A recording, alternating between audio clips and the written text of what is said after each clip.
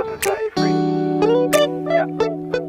Alright, I'll do this. नमस्कार विद्यार्थियों, मैं राजेश स्वागत करता हूं अपने YouTube चैनल JMS ज्ञान भंडार में।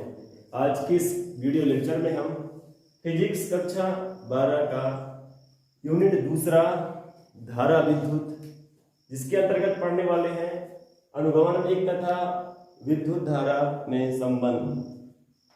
इसके पहले हमने अनुगमन वेग के बारे में पढ़ चुका है। ये अनुगमन वेग क्या होता है, तो थोड़ा हम आपको अनुगमन वेग के बारे में बता देते हैं। कोई चालक होगा और कोई चालक जब होता है तो उसमें जब इलेक्ट्रॉन का प्रवाह होता है तो वो इलेक्ट्रॉन कितने वेग से चालक को पार कर रहा है, यानी यहां से इलेक्ट्रॉन गया और यहां से यहां तक आने में उसको कितना समय लगा, उसी को क्या कहा जाता है, उसका अनुगमन वेग। यानी अनुगमन वेग क्या होता है, किसी भी चालक में इलेक्ट्रॉन का उसके एक सिरे से दूसरे सिरे तक जाने में जो समय लगता है उसी को क्या कहा जाता है, उसका अनुगमन वेग। मतलब कितने स्पीड से, वेग मतलब क्या होती है, स्पीड होती है, वेलोसिटी, यानी ये एक सीधी दिशा में चलती है इसलिए इसको वेग कहा जाता है। और अगर ये टेढ़ी मेढ़ी चलती तो इसको चाल कहा जाता है, तो दिशा एक ही रहता है इसलिए इसको वेग कहा गया है। ठीक है, draft velocity and electric current, relationship between draft velocity and electric current. ठीक है, तो शुरुआत करते हैं आज का ये व्यंजक। सबसे पहले एक चित्र बनाना है हमको, एक बढ़िया स्वच्छ नामांकित एक डायग्राम बनाएंगे, चित्र बनाएंगे। इसमें आप PQ एक चालक तार लेंगे, PQ एक चालक तार लेंगे जिसकी लंबाई कितनी होगी, स्मॉल l होगी। इसको एक परिपथ से जोड़ देंगे जिसमें एक सेल लगा होगा, एक कुंजी लगा होगा। कुंजी इसलिए लगाएंगे कि जब हमारा मन है तो धारा प्रवाहित करेंगे, जब नहीं है तो नहीं करेंगे, यानी जब हमको उसकी गणना करनी होगी तो उसमें धारा प्रवाहित करेंगे। ठीक, तो ये एक छोटा सा डायग्राम है और इस डायग्राम को बनाने के लिए क्या करना है, चालक तार लेना है, इसकी लंबाई L होगी, इसका परिपथ में संयोजन जो होगा तो सेल, उसमें C सेल होगा, कि क्या होगा उसका कुंजी होगा, मतलब बटन। ठीक, अच्छा, सबसे दिक्कत यहीं पे होता है कि इस चित्र के बारे में क्या लिखा जाएगा, तो जो हम चित्र में बना है वही लिखें। सबसे पहले क्या लेंगे, माना PQ एक चालक तार है, सबसे पहले क्या लिखना है, माना PQ एक चालक तार है, माना कि PQ एक चालक तार है, चालक तार है। ठीक, इसके बाद क्या लिखना है कि उसकी लंबाई कितनी है। भाई कोई तार लेंगे तो उसकी कुछ ना कुछ तो लंबाई होगी, कोई भी हम तार लेंगे तो कुछ ना कुछ उसकी लंबाई तो बनेगी ना, तो उसकी लंबाई लिख देंगे, जिसकी लंबाई स्मॉल l है, जिसकी लंबाई स्मॉल l है, जो कि नीचे दिखा है। भाई ये तार है मान लीजिए, और इसका नाम हमने रख दिया PQ, यानी एक सिरे का नाम इसका P, एक सिरे का नाम Q। इसकी जो लंबाई है वो कितनी है, L। ठीक है, इसको एक विद्युत परिपथ में चित्रानुसार संयोजित किया गया है। इसे एक विद्युत परिपथ में,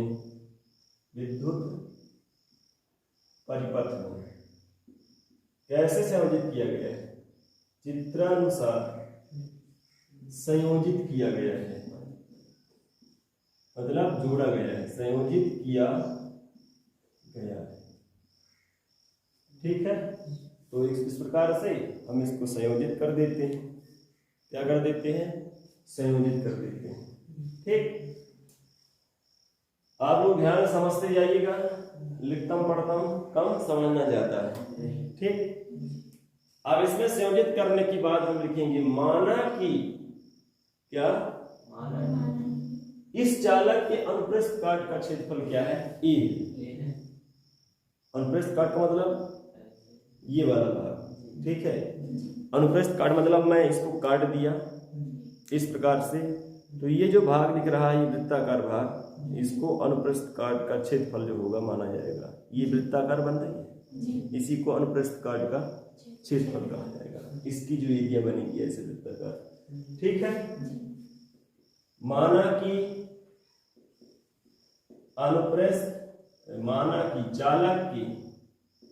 चालक की अनुप्रस्थ काट का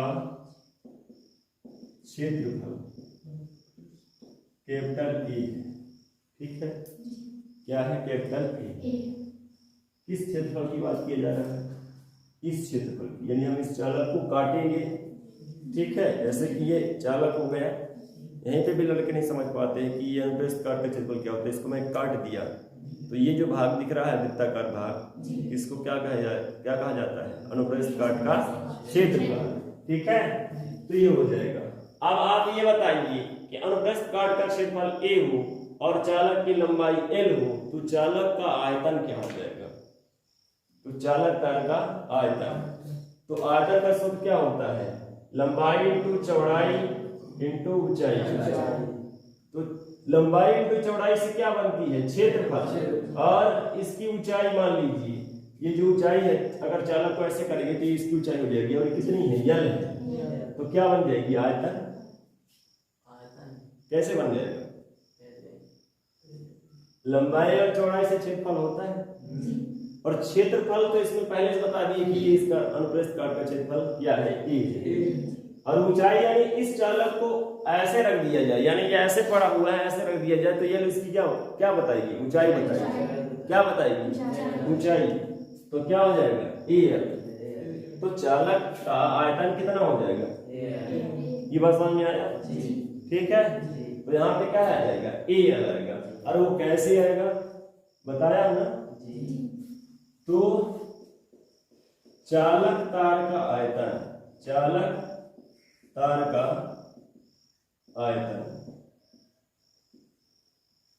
क्या हो जाएगा? एल कैसे आया? क्षेत्रफल इनटू इसकी लंबाई, ठीक है। इसकी लंबाई, चालक तार की लंबाई, ये इसका क्षेत्रफल और ये इसकी लंबाई का गुणा हो जाएगा, तो उसका आयतन आता है। आयतन बराबर लंबाई इंटू चौड़ाई इंटू ऊंचाई होती है, लेंथ बेस एंड हाइट, ठीक है।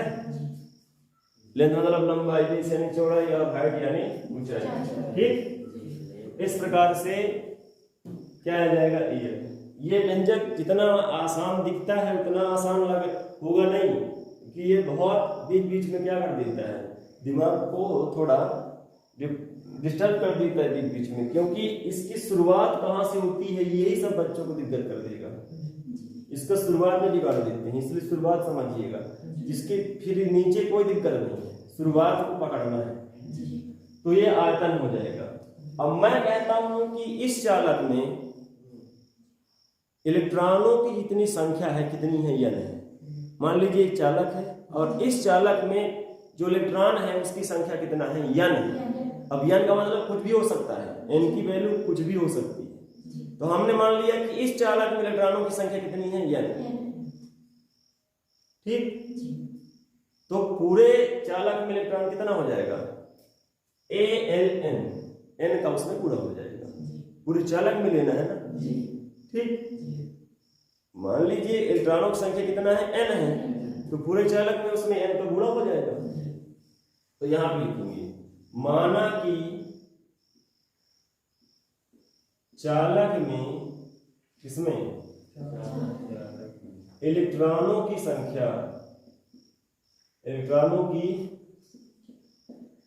संख्या कितनी है? n है। तो एक सेकंड, यहां पे एक चीज जोड़ना है। माना कि चालक के प्रति एकांक क्षेत्रफल, चालक के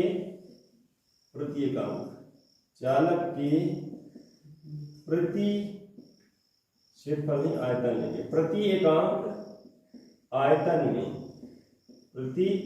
आयतन में इलेक्ट्रॉनों की संख्या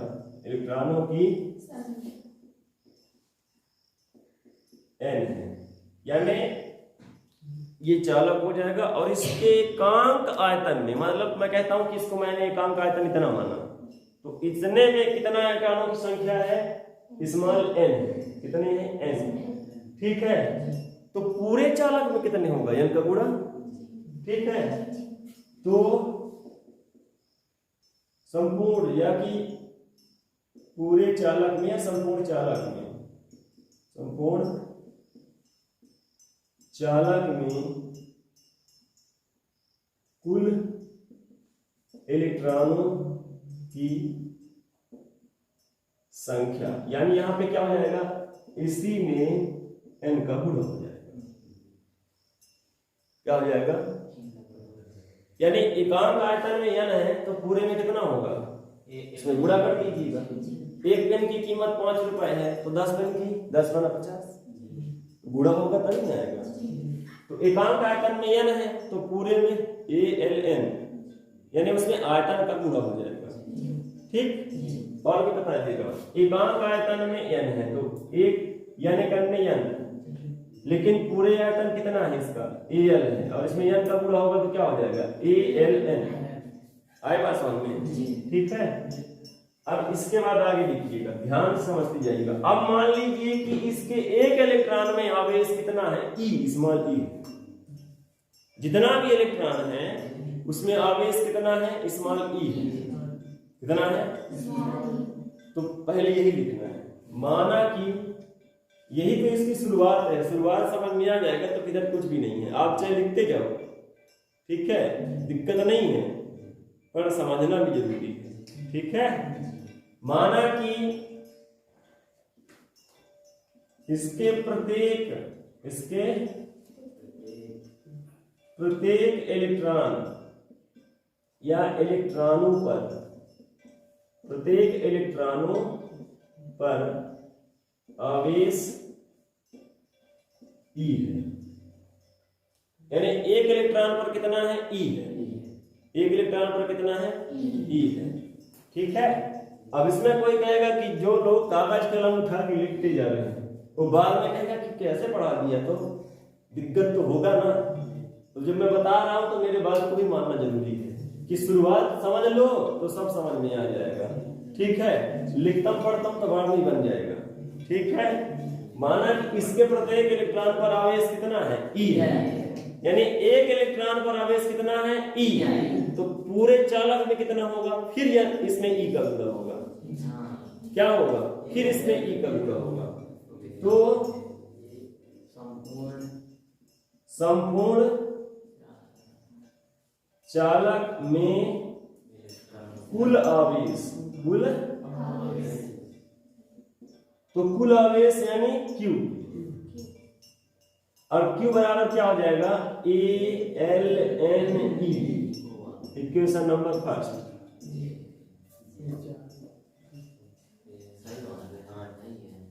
यहां से यहां पहुंच जाते हैं, लेकिन यहां से यहां कैसे पहुंचा गया है, यही एक सबसे बड़ी चुनौती है इस व्यंजक में। तो यहां शुरू से पकड़ना पड़ेगा बस, तभी समझ में आएगा।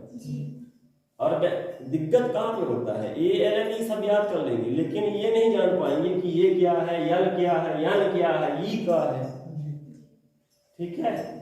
इसलिए मैं इसको टॉपिक बार बताया हूं एक तरफ से, इस प्रकार से इसको करना पड़ेगा, ठीक है।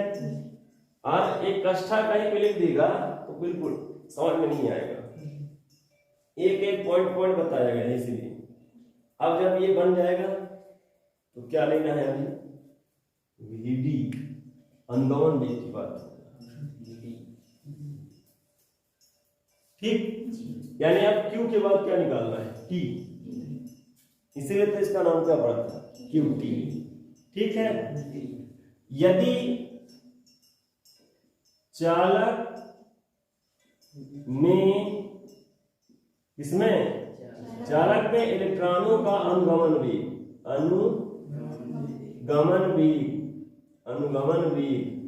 क्या हो, VD हो, तो क्या हो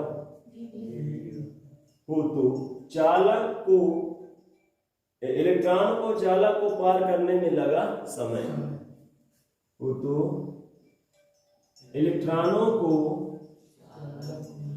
चालक को पार करने में लगा समय, चालक को पार करने में लगा समय। और मैं आप लिख देता हूं डायरेक्ट, बराबर एल अपान वी टी। आप कहते हैं तो समझ में आ गया सर? आ गया? आप कहते हैं समझ में आ गया। अब इस चीज को मैं क्या कर रहा हूं, समझाने का प्रयास कर रहा हूं कि वो कैसे बन जाएगा। वेग बराबर क्या होता है, विस्थापन या दूरी बटा समय। वेग को हमने वी माना और दूरी क्या है यल। दूरी मतलब यहां से यहां तक जाने में लगा समय। अब समय मान लो क्या लग गया टी। ठीक, अब टी को इधर ले आएंगे तो क्या बनेगा, इधर L upon V D, L upon. और यही चीज यहां पे बनाया गया है समझ में कि नहीं आया? आ गया। अब इस पर धोखा नहीं खाना। ये क्या है, समय है, ये दूरी है, ये क्या है, वेग है। वेग बराबर दूरी बटे समय या विस्थापन बटा समय। तो इसको क्या कर दिया, टाइम को पहले ले लिया है और वेग को नीचे जाने दिया, मतलब पक्षांतरण कर दिया। ठीक, बस इतना बन गया, मतलब ये व्यंजक बन गया। अब लोग परेशान है कि इसको कोई मतलब नहीं, यही है इसका मतलब चीज। वो जब जाने भी नहीं चाहिए कैसे ले आएंगे? ठीक है, काम की जरूरी चीज यही है कि ये जब समझ में आ जाएगा तो इधर आप बना लीजिए, तुरंत बन जाएगा। अब क्या करना है, यदि परिपथ में बहने वाली धारा आई हो तो क्या लिखना है इसके बाद, यदि परिपथ या चालक में बहने वाली, परिपथ में तो बह गई, यदि चालक में प्रवाहित धारा आई हो तो धारा बराबर क्या होता है, आवेश बटा समय। क्या होता है, बस आवेश और समय का मान रख दो। तो यहाँ पे हम आवेश और समय का मान रख देते हैं। क्यू का मान क्या है, ए एल एन ई, और टी का मान क्या है, एल अपान एल से एल कैंसिल, बटे फिर बटे, इसलिए ऊपर आते हैं। ठीक है, क्या हो जाएगा, आई बराबर A N E V D, और यही है धारा और अनुगमन वेग में संबंध। This is the relationship between draft velocity and electric current. ठीक, तो उम्मीद करते हैं आपको ये व्यंजक जरूर समझ में आया होगा। अगर आपको कहीं समस्या जा रही तो आप इस वीडियो को दोबारा देखें, आपको जरूर समझ में आ जाएगी। हम इसको पूरे डिटेल से समझाने का प्रयास किए हैं आज के इस वीडियो लेक्चर में। बस इतना ही, मिलते हैं नेक्स्ट वीडियो लेक्चर में। तब तक के लिए नमस्कार, बाय बाय, टेक केयर।